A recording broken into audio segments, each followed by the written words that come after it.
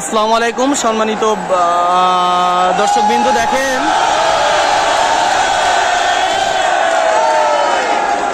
সারা বাংলাদেশ থেকে প্রায় 6 লক্ষ শিক্ষক তারা তাদের যৌক্তিক দাবি আদায়ের জন্য সচিবালয়ের মুখে ঘেরাও করছে এবং সচিবালয়ের দিকে যাইতেছে। দেখেন লাখো লাখো শিক্ষক এই শাহবাগ মোড় থেকে সচিবালয়ের দিকে, আসলে এটা তাদের ন্যায্য দাবি। দেখেন টেকনাফ থেকে তেতুলিয়া, রূপসা থেকে পাটুরিয়া, এমন কোনো জায়গার লোক নাই যে এই আন্দোলনে যোগ দেয় নাই।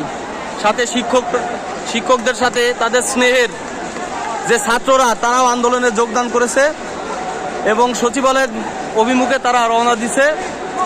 দেখেন বন্ধুরা, আসলে সামান্য একটা 20% যৌক্তিক দাবি এটা সরকার মেনে নিতে চাচ্ছে না। আসলে শিক্ষকদের পথে নামা এটা যে কত বড় ন্যাক্কারজনক ঘটনা তার কোনো শেষ নাই। দেশবাসী সকলে সোচ্চার হন, এই শিক্ষকদের ন্যায্য দাবির পক্ষে আওয়াজ তুলুন।